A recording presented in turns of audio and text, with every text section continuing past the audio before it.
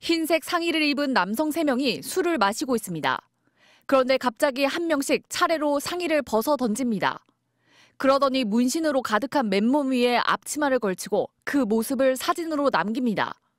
남성들은 여기서 멈추지 않고 오른쪽 구석에서 식사 중이던 다른 손님들에게 욕설을 퍼붓습니다. 겁에 질린 손님들이 식당을 떠났지만 난동은 계속됩니다.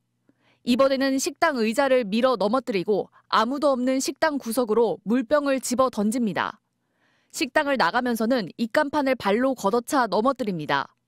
남성들의 행패는 2시간 가까이 이어졌습니다. 신고를 받고 경찰이 출동했지만 이미 식당을 떠난 뒤였습니다. 경찰은 CCTV를 확인하고 탐문 수사를 벌인 끝에 남성 3명을 모두 검거했습니다. 경찰 조사 결과 이들은 술에 취해 큰 소리로 떠들던 자신들을 식당 종업원이 제지하자 범행을 저지른 것으로 드러났습니다. 이 가운데 한 명은 조직폭력배였습니다. 그 위험성이 크고요. 그리고 재범 가능성이 높고 그리고 증거인멸의 우려도 굉장히 높겠죠.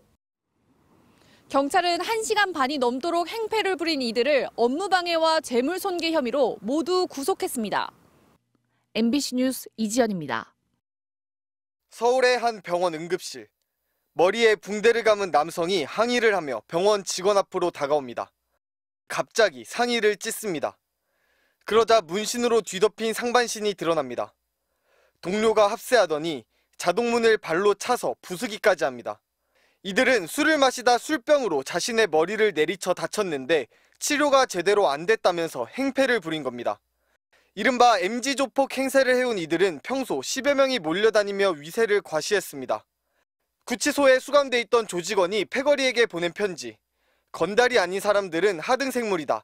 진화 자체가 덜 된 민간인들은 광주 민주화운동 전두환 때처럼 다 학살해서 죽여놔야 한다고 적혀 있습니다.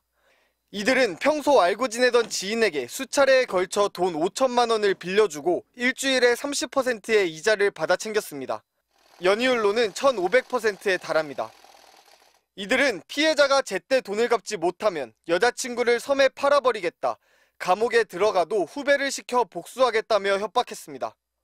피해자는 거기에 대해서 극도의 공포감을 느껴가지고 극단적 선택까지 시도할 정도로. 경찰은 가해 일당 4명 가운데 불법 대부업을 한 20대 남성과 이를 도운 일당 3명을 검찰에 구속 상태로 넘기고 이들의 추가 범행을 조사하고 있습니다. MBC 뉴스 백승우입니다. 흰색 SUV 차량이 주차장 진입 차단기를 들이받더니 쫓아온 경찰차에게까지 돌진합니다. 경찰은 차량에 실탄 11발을 쏘고 마약에 취한 30대 운전자를 붙잡았는데 울산 지역 조폭 간부로 드러났습니다.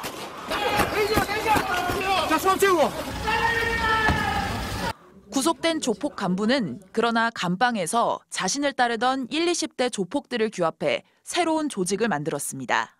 지시는 교도소 면회를 통해 이뤄졌습니다. 조직원 규모가 40명 넘게 늘어나자 이들의 행동은 대담해졌습니다.